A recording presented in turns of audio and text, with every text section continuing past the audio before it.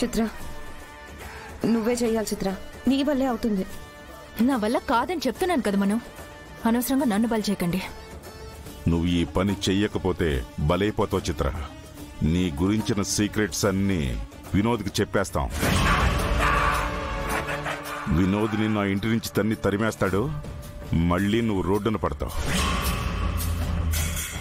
ఏంటి మను, నీ భర్త నన్ను బెదిరిస్తున్నాడు? నేను చెప్పింది చేయకపోతే నేను కూడా ఆ పని చేయాల్సి వస్తుంది. అంటే అంతా కలిసి నన్ను టార్గెట్ చేస్తున్నారా? నిన్ను ఆ ఇంట్లో సెటప్ చేసింది నేను. ఒకరికొకరం సాయంగా ఉంటామనుకుంటే షాపింగ్ మాల్ తెరిచి మమ్మల్ని అవాయిడ్ చేస్తున్నావు. పెళ్లి చేసుకుని బిజినెస్ చేస్తూ సెటిల్ అయిపోతే సరిపోతుందా? మా గురించి ఆలోచించవా? చూడు చిత్ర, నీకు మనోహరి హెల్ప్ చేసింది, నువ్వు మాకు హెల్ప్ చేయాలి. కాదంటే నష్టపోయేది నువ్వే. ఆలోచించుకో.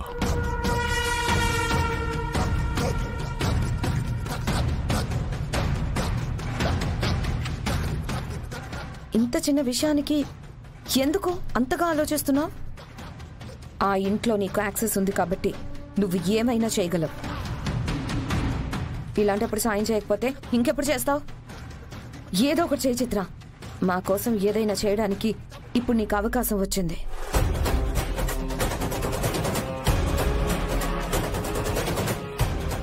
సరే, ఏదో ఒకటి చేస్తాను.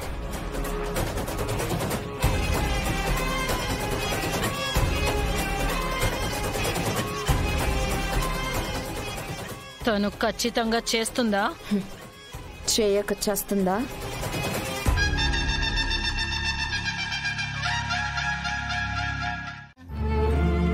నీ వలన నీ కుటుంబీకులు కూడా బాధపడుతున్నారు కదా. వాళ్ళ బాధలు తీర్చాలనే కదా మిస్టర్ గుప్తా నేను ఇక్కడున్నది. కానీ నీవు బాధపడుచుంటివే. నీవు ఉన్నను లేకున్నను ఇక్కడ జరిగేవి జరగక ఆగవు బాలిక. లేదు మిస్టర్ గుప్తా, నాకు ఇంకొంచెం టైం కావాలి. ఇంకా ఎన్ని రోజులు ఉండేదవు బాలిక? నీ వల్ల ఇందాక మా ప్రభుల వారితో ఎన్ని చీవాట్లు తింటున్నావు వింటివి కదా. నిన్ను తక్షణమే వెంట పెట్టుకుని రమ్మని మా ప్రభుల వారి ఆజ్ఞ. నేను అనుకున్నది పూర్తయ్యేంత వరకు నేను రాను మిస్టర్ గుప్తా. బాలిక, నీవి సూక్ష్మ రూపంతో ఈ బాధలన్నీ పడలేవు బాలిక. ఆ దుష్ట మాంత్రికురాలు నిన్ను మరిన్ని కష్టములు పెట్టుటకు ప్రయత్నం చేయుచున్నది. నేను అర్ధాంతరంగా చనిపోయినప్పుడు పడ్డ బాధ కంటే ఇదేం పెద్దది కాదు మిస్టర్ గుప్తా. నా భర్తని, పిల్లల్ని, ఈ ఇంటిని విడిచిపెట్టినప్పుడు నేను పడ్డ హింస కన్నా ఇప్పుడు పడుతున్న హింస పెద్దదేం కాదు. ఇక్కడ నేను చేయాల్సినవి చాలా ఉన్నాయి మిస్టర్ గుప్తా. చిత్రని మార్చాలి, మనోని ఇంటి నుంచి పంపించేయాలి. అది నా చెల్లెల భాగ్య వల్ల మాత్రమే అవుతుంది. తనకి నేను తోడుగా ఉండాలి. అప్పటి వరకు నేను ఎక్కడికి రాను. అది కాదు బాలిక, ఆ పనులు ఎలాగూ నీ సోదరి చేయను కదా. బతికుండుంటే నేనే చేసేదాన్ని మిస్టర్ గుప్తా. నాకు అవకాశం లేకుండా చేశారు కదా. అందుకే ఇంకొన్నాళ్ళు నేను ఇక్కడే ఉంటాను. బాలిక, నిన్ను యమపురికి తీసుకురాకపోతే మా ప్రభువులు మాపై ఆగ్రహించదురు బాలిక. బలవంతంగా మీరు నన్ను తీసుకెళ్లాలనుకుంటే నేను అక్కడికి వచ్చి యమగోలు చేస్తాను. అది మీకు ఓకేనా? వద్దులే అమ్మా. ఇప్పటి వరకు మా యమలోకంలో మగవారే అల్లరి చేయుచున్నారు. ఇక నీవు మొదలు పెడితే తట్టుకోవడం కష్టం. అబ్బా, ఈ బాలిక నా మాట వినుటలేదే. నా కర్తవ్యమేమి? ఈ బాలిక అలిగినది. ఇప్పటికి మేము ఏం చేయవలే?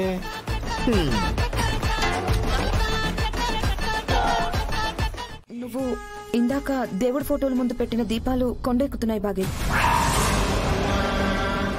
ఇప్పుడే కదా వెలిగించొచ్చాను, అప్పుడే కొండెక్కిపోతున్నాయా? వెళ్ళు, త్వరగా వెళ్ళు. దీపాలు ఆరిపోతే అరిష్టం. నువ్వు వెళ్ళి చూడు మనోహరి, నేను అక్క ఫోటోకి దండం పెట్టుకుని వస్తాను. బాగి, దీపాలు ఎవరు వెలిగించారో వాళ్ళే అవి కొండెక్కకుండా చూడాలి బాగి. ఆ మాత్రం తెలీదా నీకు? వెళ్ళు, త్వరగా వెళ్ళు బాగి, త్వరగా వెళ్ళు.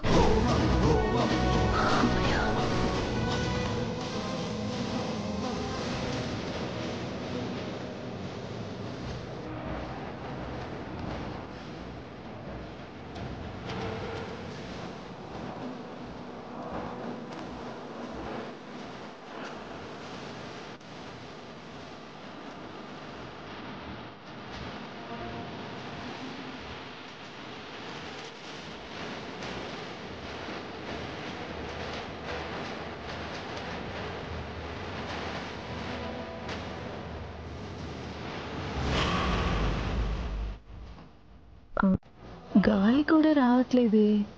అప్పుడే దీపాలు ఎలా కొండెక్కాయి?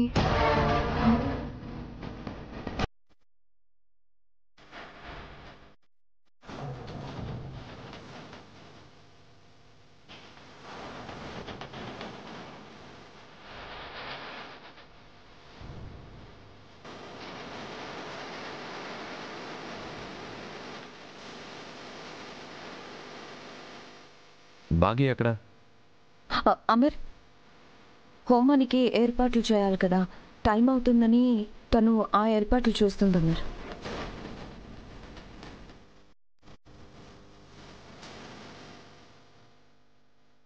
బాగి,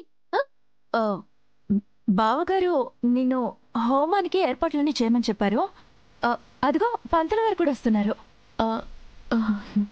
రండి. నమస్కారం అండి. నమస్కారం అమ్మా. హోమానికి ఏర్పాట్లన్నీ పూర్తయినట్టే కదా? అయిపోయాయి పంతులు గారు. సరేనమ్మా, ముహూర్తం దగ్గర పడుతోంది. హోమం మొదలు పెట్టాలి. అలాగే పంతులు గారు. నేను వెళ్ళి అన్ని తీసుకొస్తాను. అలాగే. చిత్ర, పంతులు గారిని హోమం గదికి తీసుకెళ్ళి. సరే, నేను తీసుకెళ్తాను. వెళ్ళాం, పదండి.